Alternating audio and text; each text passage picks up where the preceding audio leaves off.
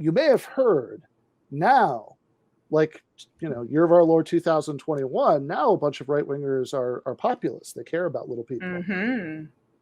And one of the people that I'm told cares the most about the, working people, about having, pushing back against elites, about this like populist version of conservatism, is one Josh Hawley. So I thought, what's Josh Hawley been up to, for the last little while?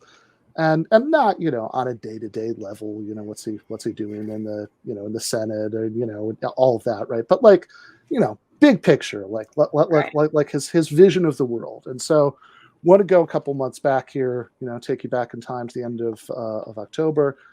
There was a national conservatism conference, and Josh Hawley spoke at it. And want to just play the beginning of his remarks at that conference. Again, remember, this is the big advocate of this like grassroots, pro-working people, populist conservatism. This is what it looks like. It's a pleasure to be back. I had the honor of, some of you will remember, speaking at the inaugural National Conservatism Conference 2 years ago. After that speech, the press said that I was a racist, a fascist, and a Nazi, if memory serves. So when Yoram invited me to come back this year, I said, what's to lose? I mean, how could he say no?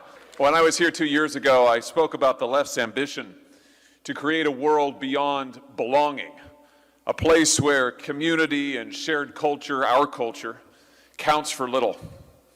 Tonight, I want to talk to you about another aspect of the left's attempt to fundamentally remake America. All right, so gonna play a little game here.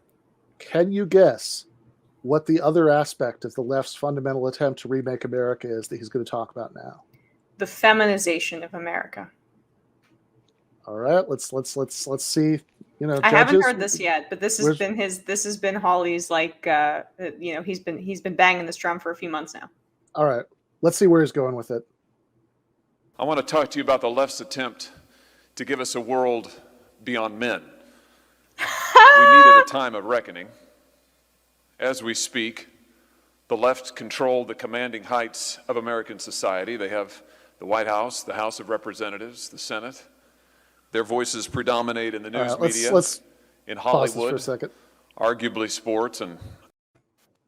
Oh, arguably sports. Yeah. Arguably sports.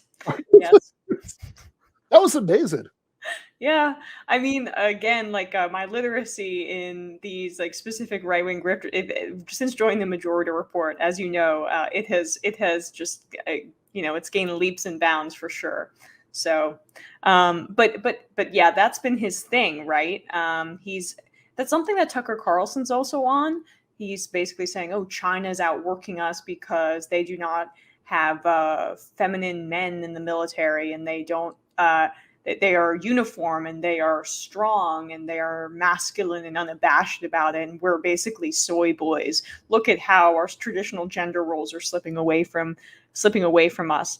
And so, I mean, I think this is Hawley's way of carving out his appeal to, like, a Ted Cruz demo in the 2024 Republican primary when he eventually runs.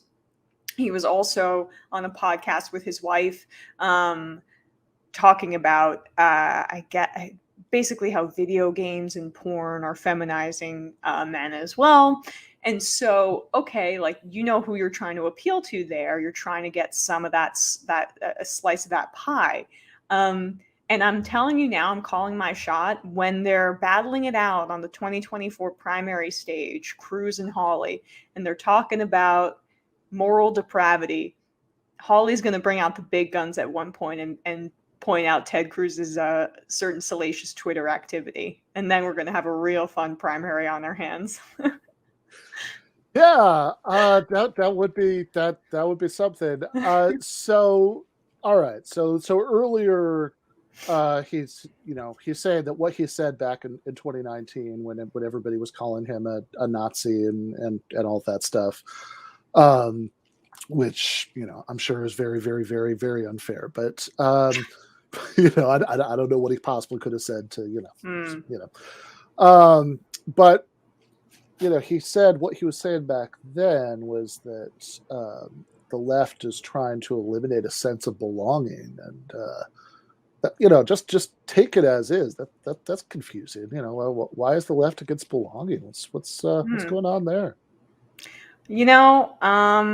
I unlike conservatives, we don't want to build an inclusive society in which everybody has access to things like healthcare and education. And wait, no, it's actually the opposite.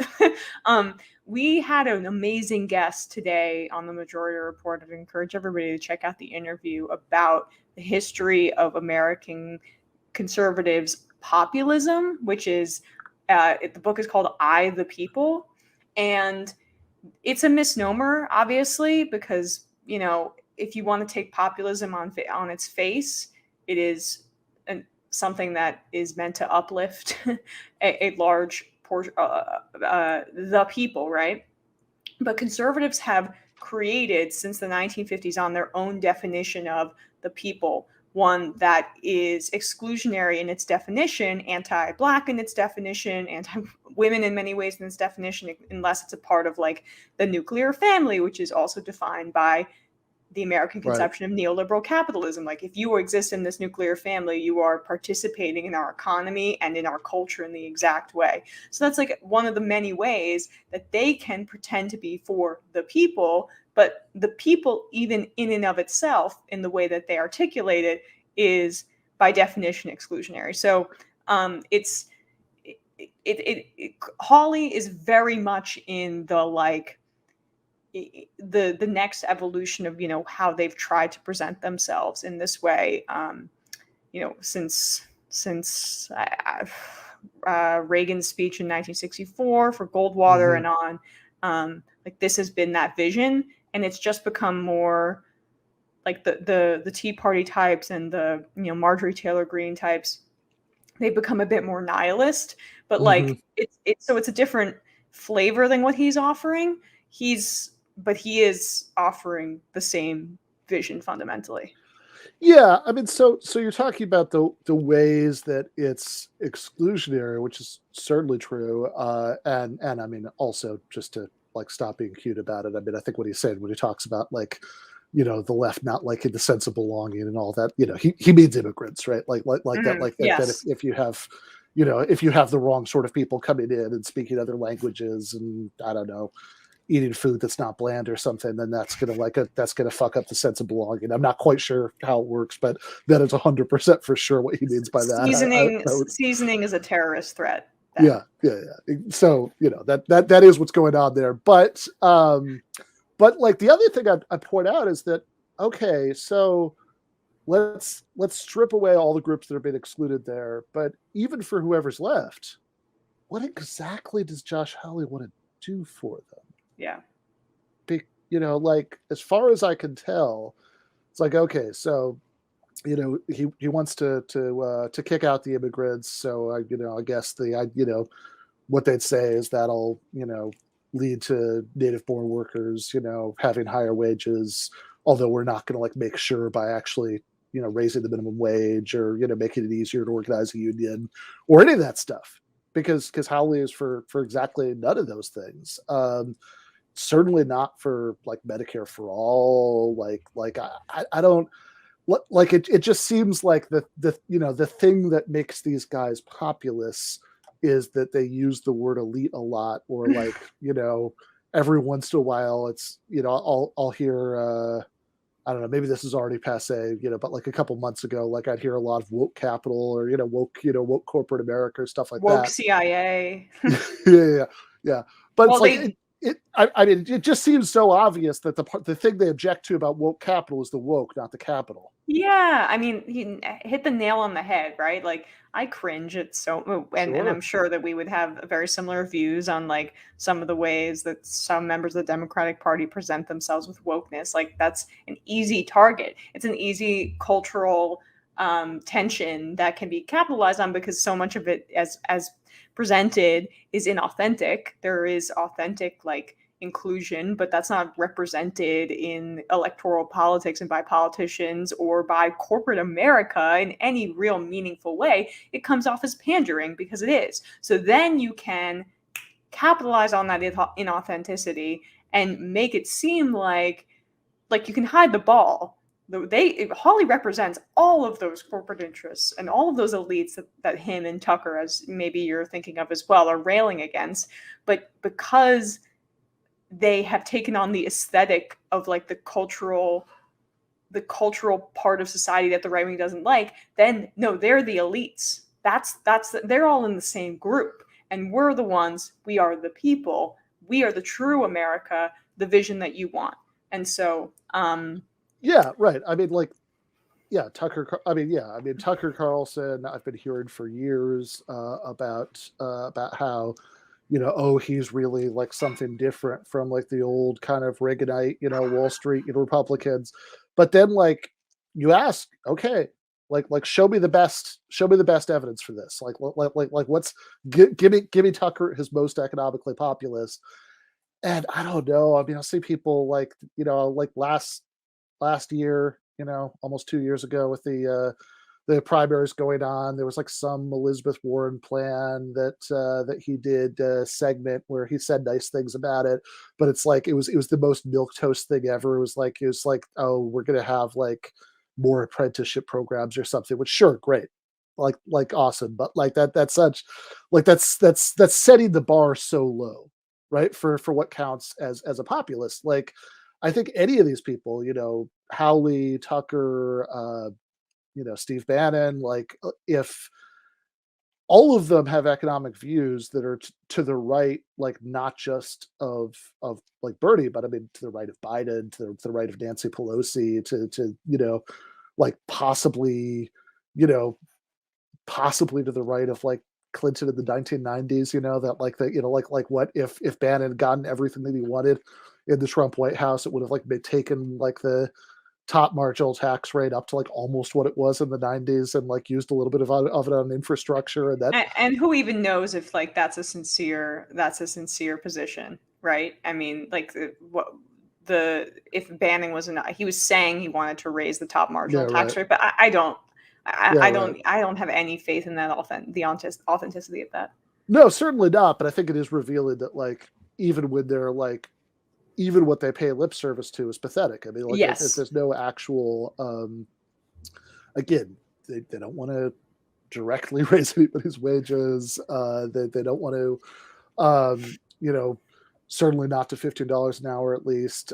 They don't want to give anybody health care. They don't want to do any of this stuff.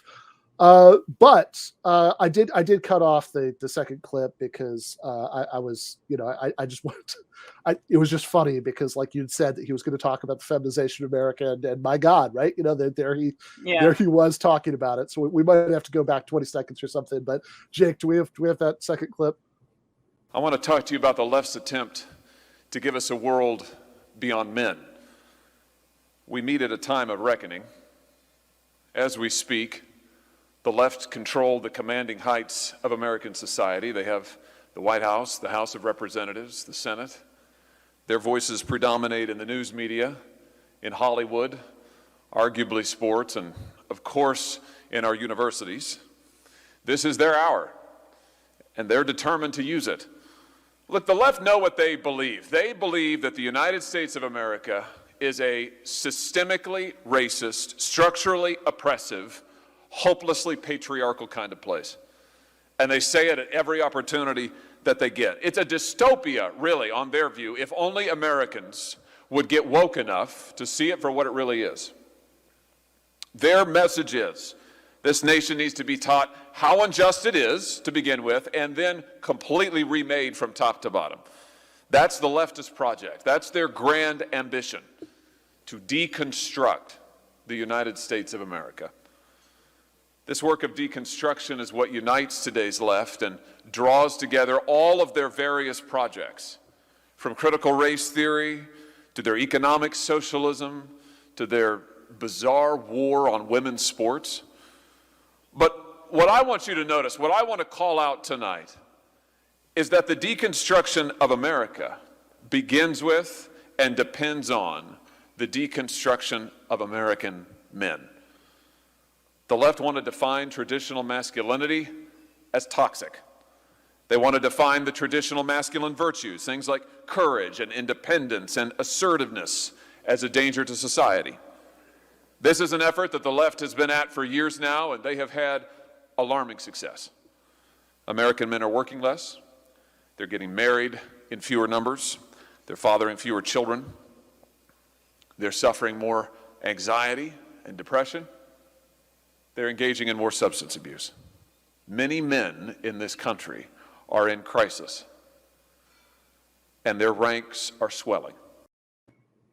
So if you feel like you're disaffected and you don't have a connection to society, and maybe you're not able to communicate with human beings in the way that you necessarily want to, that is the fault of not the power structure, but of like this nefarious feminizing force that the Democrats are trying to implement, and like the war on women's sports. It's just nothing connects, but which is his way of saying they're allowing trans women to participate in sports, right. as if this is like the most existential political topic, affecting people's lives on a daily basis. But you make it urgent, and then you get to you can capitalize on the anxiety. Yeah, absolutely. And I think again, I mean, it's obviously it's funny that the radical left is in control of the NFL and Josh Hawley's understanding of the world, but also, again, this is supposed to be the big populist, and his explanation for all those things that he listed off, right? People like waiting longer to get married, people committed suicide in higher numbers, all of these things. His explanation of it isn't, I don't know, something about like economics, people like like precarity, stagnant wages, like people having to like hustle all the time and like have like 2 jobs and go home and like get in your car, drive Uber, anything like that. None of that, right? It's feminization that people like the reason all of these things happen is that people are just becoming more soy because, I don't know, the left like somehow tricked them into it or something.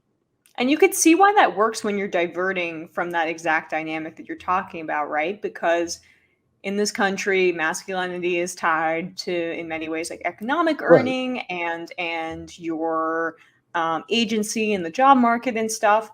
And so if you feel insecure in that way, rightly so, in this current climate, and you aren't able to provide in the way that you want, or not able to make the money that you want, okay, like here's somebody saying that is a problem, but it's not the real root of the problem. It's just a very toxic outlet for those very real fears. Yeah. Do you watch Succession? Oh yeah. Yeah. So I'm like 2 episodes away from the end of this last season that they did, and you saw the presidential candidate who's kind of Hawley, Tucker Carlson, right?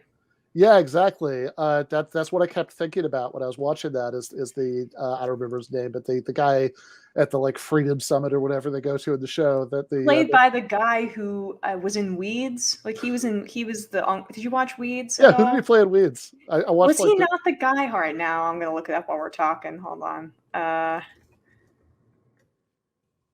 You can keep talking. I'm sorry. Okay. Yeah. No, I watched like the.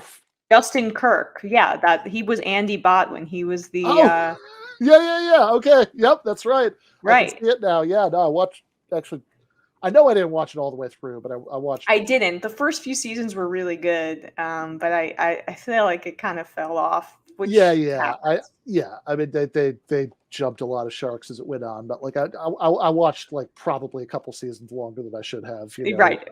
But yes, no, I that did not occur to me when I was watching it. But yes, I can I can see that now, and it's amazing. But yes, the Andy Botwin from Weeds, who's portrayed as the sort of candidate who's like, yeah, very, very, very Howley, like, very, very Tucker like, and which leads, I think this is a very, very minor spoiler. I don't feel bad about saying it on air. To my all-time favorite line in that show, when the character, who's sort of very Ivanka Trump like, says that she's going to, she's like horrified by this, right? That her dad's going to back this guy, but he says, we're going to do a family pic, like we're going to take a family picture with him.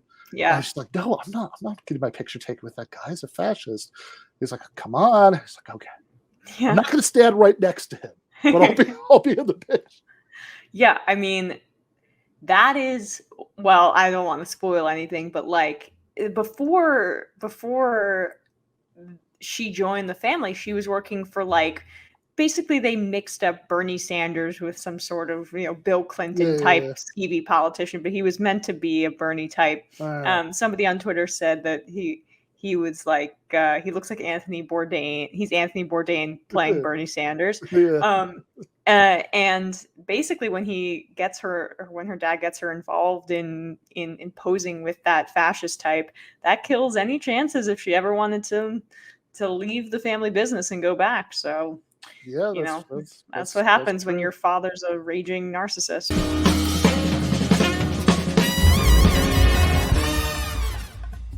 You have been watching free public content from Give Them an Argument.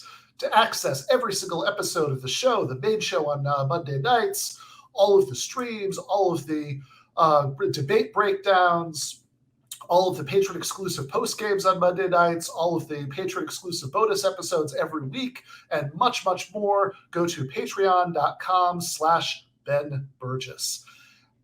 I cannot resist ending this with, don't be foolish.